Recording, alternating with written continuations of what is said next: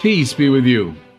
Friends, not too long ago, I was reading a wonderful commentary on the writings of the church's greatest mystic, St. John of the Cross.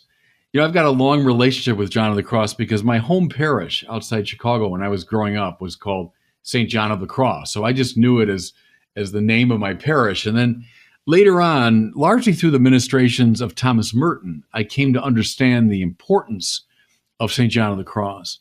He was a 16th century figure, the spiritual director, by the way, of St. Teresa of Avila. Imagine that little task, that you're the spiritual director of one of the great spiritual masters of the whole tradition. He was a reformer of his Carmelite order, and also, here's one for the literary people, one of the very greatest poets in the Spanish language. So even those who have no interest in religion, they just love linguistics and poetry, read St. John of the Cross simply for his literary prowess. Anyway, John's treatises on the spiritual life are basically lengthy commentaries on his marvelous poems. And that's another thing about him that I find really fascinating. I don't know any other great poet in our tradition who's done that. Imagine if T.S. Eliot, writes The Wasteland and then sits down and writes a 250-page commentary on The Wasteland. Or Shakespeare is going to write a 200-page commentary on one of his great sonnets. But that's what we have, in fact, in John of the Cross. One of these treatises, called The Dark Night, has given us that phrase, which is commonly used even in secular circles, the dark night of the soul, anyway. If you want to read some high-octane spirituality, the man to read is St. John of the Cross. So I'll begin with this little encomium to St. John of the Cross. But what I want to talk about today in the homily is what this commentator on John was describing. He said this: John of the Cross is not so much interested in helping us to climb the holy mountain. So that's a classic metaphor, right? That there's the holy mountain, and I follow certain spiritual paths and programs, and I learn to climb the holy mountain. Now, don't get me wrong. That metaphor is fine, and it has a legitimate use in the spiritual life. I've used it in different contexts. The problem is this, though, and every metaphor has its limitations, and here's the limitation of that one, is it presents God as dumbly out there, waiting for us to come to him, right? So there is the holy mountain, like Mount Everest. There it is. And it's just out there. And now my job is to learn how to climb up that sacred mountain. Well, the problem, see, with that dimension of the image is it's totally unbiblical. Why? Because the biblical principle, I talked about it last week, actually, quite a bit. The biblical principle is the primacy of grace, namely that God's initiative is always first. Let me say that again. In the spiritual order, God's initiative is always first. The one thing the God of the Bible is not doing is passively waiting for us to come crawling to him, or just dumbly out there like the holy mountain, waiting for us to find a way to climb. No. The biblical God is actively pursuing us. That's why here, the Hound of Heaven, Francis Thompson's great poem, the Hound of Heaven is a much better metaphor than the holy mountain. Or if you want to combine the two, imagine the holy mountain is now coming after you. It's not just waiting for you to find a way to climb. It's after you. So my commentator on John of the Cross, to update this metaphor a bit, says what John is talking about is the spiritual life is an act of clearing the ground so as to enable the helicopter to land. So we've gone from mountains to the Hound of Heaven, now the helicopter. He's trying to bring it up to date. Imagine a helicopter now. That perhaps it's landing in a battlefield to rescue people or something, but it's a helicopter that wants to land. It wants to come down, but there's too much brush or there's too rocks or too many obstacles on the ground, so it can't land easily.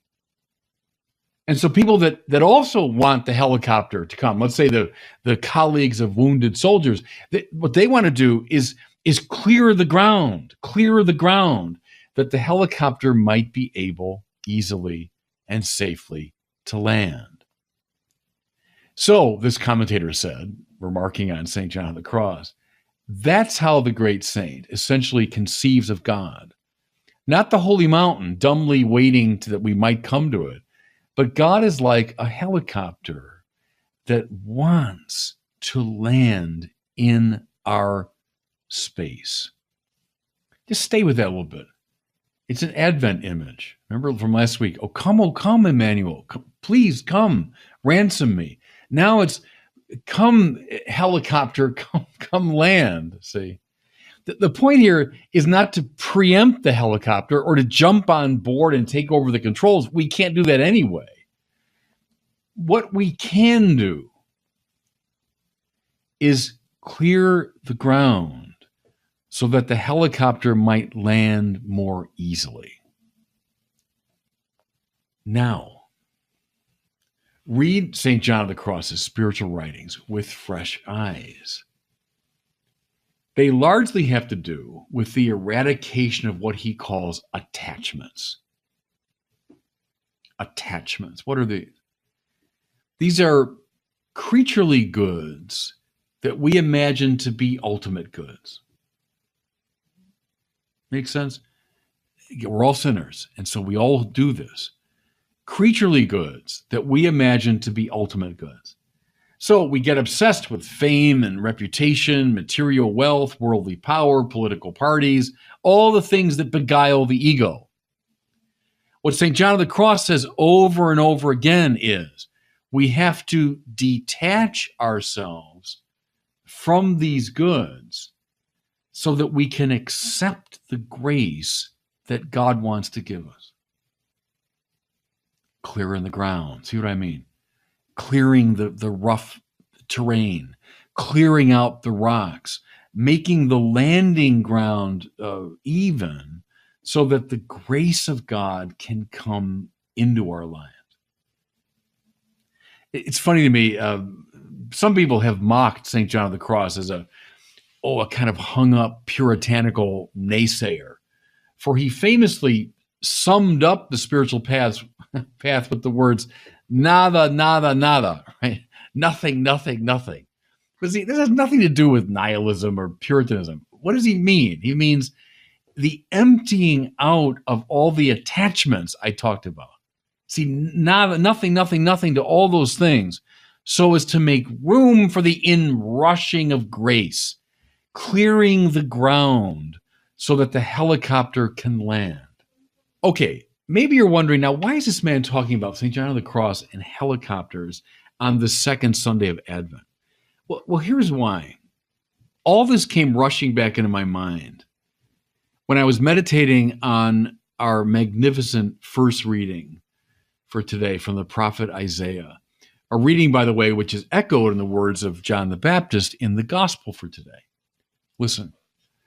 A voice cries out, "In the desert, prepare the way of the Lord. Make straight in the wasteland a highway for our God.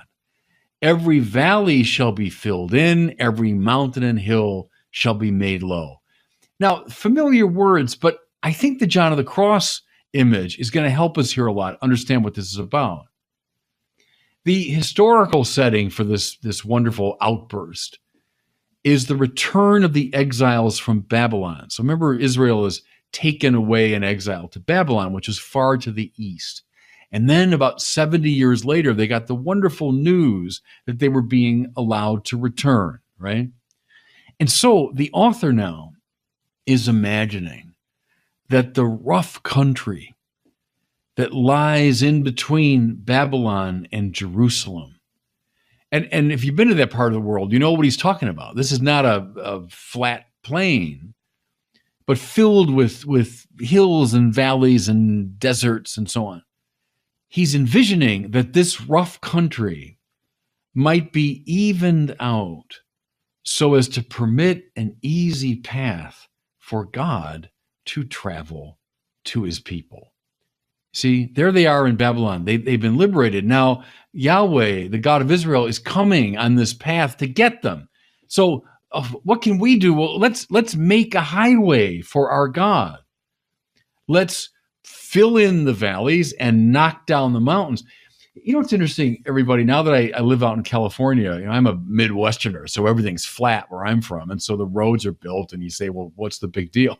You come out to California where there's tons of rough country and hills and mountains. I remember last year driving up to Yosemite, to go through that country. And these roads that exist in that rough country, how in the world did they build them? Well, it's a lot of filling in and knocking down, right? To make level the path. So, Advent is the time for us to clear the ground, to make level the path, so as to facilitate what God, with all his heart, already wants to do. God wants to be born in us. He wants to make of our hearts new Bethlehems, right? He's the hound of heaven. He's the helicopter that wants to land. So the Advent question for us is, what needs to be cleared away? What requires filling in or building up? Can I suggest a couple things as I close? Maybe the deep valley of our indifference to God needs to be filled in. How much time do we spend in prayer? Are we going to Mass? Are we making a regular examination of conscience? Are we spending time before the Blessed Sacrament? If not, that's a deep valley that's preventing the easy arrival of the Lord.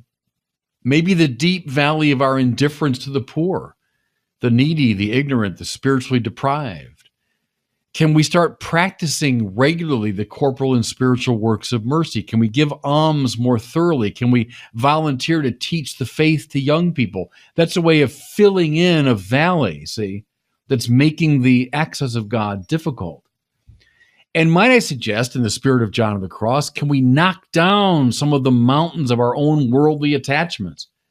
Our attachment to money, to fame, to our own success, to esteem, to power.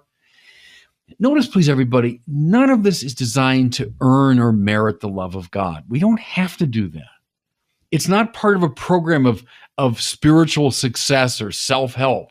God has no interest in that. It's an exercise in clearing the landing area. It's an exercise in making straight a highway for our God. So, as we move through the Advent season, prepare the way of the Lord. He wants to come. He wants to be born in you. So knock down the mountains, fill in the valleys. And God bless you.